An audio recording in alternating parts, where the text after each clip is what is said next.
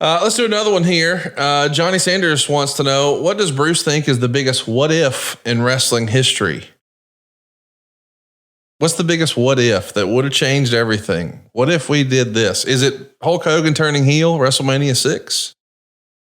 What if Dusty was the guy? Okay. What if Dusty was the guy that came in and beat Iron Sheik? What if Dusty was the guy that brought the American Dream and Stardust himself in and made him the man? You know, what if? Would Hogan have wound up going to Crockett, do you think? No, Hogan would have stayed right there with Vern. Yeah.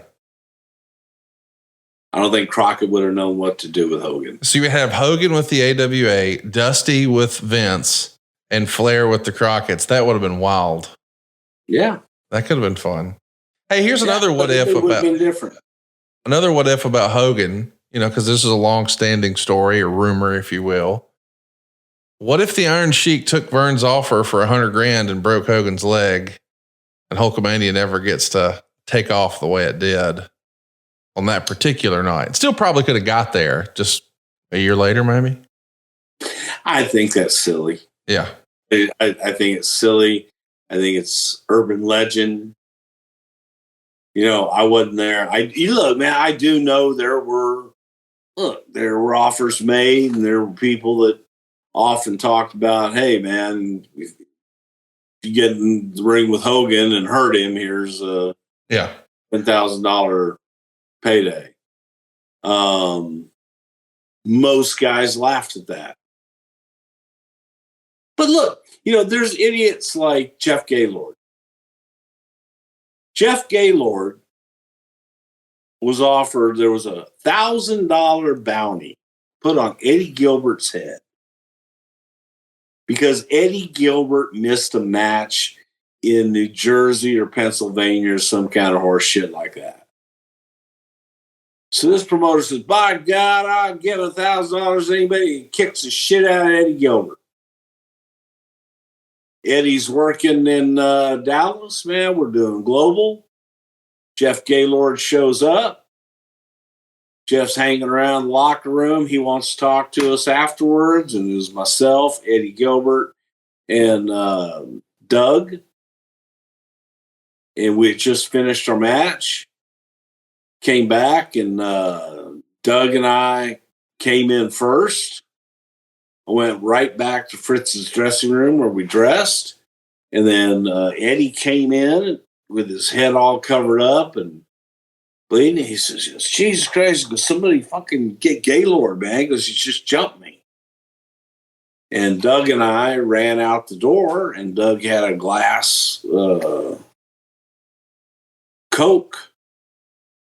And through the bottle of Coke, Gaylord, man, hit him, split him wide open. Lots of beautiful color. And went, and I had to pull Doug back in because he didn't have his mask on.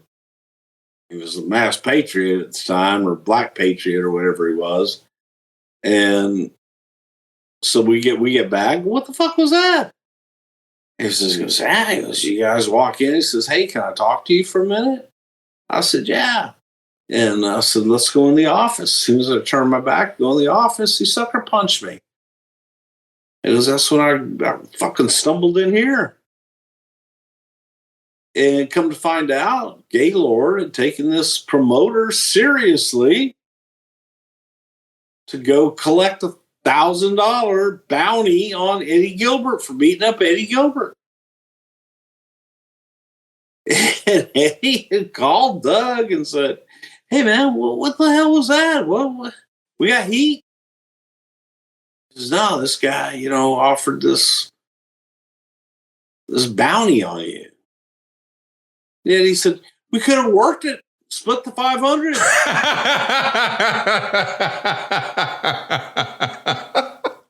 I was thinking that the whole time. Like, does he know that there's another way to do that? Right. Yeah. The fuck, I got color and everything. The hard way. Yeah. So, instead, Jeff Gaylord got his ass kicked. I don't think he ever got the money and then got booked. Go figure, man. Strange business sometimes back in the day. But I don't think the Hogan Sheik thing ever would have happened. You think about it. A lot of guys. Hulk Hogan's a powerful son of a bitch. I mean, powerful. And Sheik, holy cow, man! Sheik was a powerful son of a gun and a shooter, and knew how to hurt you. But I think Hulk would have felt it. Okay, this isn't good. And I think Hulk could have at least gotten away without serious injury. But I just don't. I don't see that happening. I just don't think that's one of those things that would happen. We got to spend some more time on these what ifs in wrestling, because I discussed one the other day with a friend of mine that I thought was fascinating. What if instead of going with the Sergeant Slaughter thing before WrestleMania 7, you just went back to Earthquake? So it pretty much is the same way it went down in 1990 as far as Earthquake and Hulk Hogan at SummerSlam and then Survivor Series. But at Royal Rumble, what if it was Earthquake challenging the Ultimate Warrior? Earthquake beats the Ultimate Warrior. Earthquake's the champ. Earthquake drops the title to Hogan at WrestleMania 7.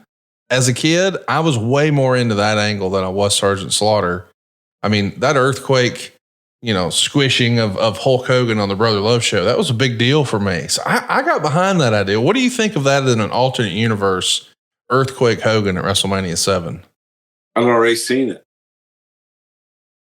A couple times. I got you. I wasn't interested in seeing it again. It wasn't new or fresh. I'm with you. Brainbuster Pro Wrestling says, does Bruce have any good Jamie Dundee stories from his short run with the Nation? Of course, this is the real life son of Bill Dundee, a Memphis standout. We saw him in the WWF for a cup of coffee. It's PG-13. But boy, if you've seen any of his shoot interviews, that is a crazy man. You got any interesting Jamie Dundee stories you can share with us? Not really. The only Jamie Dundee story that I can recall was Jamie being upset about something and getting in an argument. And we were at like a high school gym and Jamie was yelling and screaming. Shawn came out and diffused it, Shawn Michaels, and got him in and everything was fine. But it was Jamie upset about a payoff or something. But personally, I never had a problem with Jamie. I thought he was a talented guy. It's one of those, had the reputation for being difficult to deal with and being a little out there. Maybe he is, maybe he isn't. But I never had to deal with that side of him.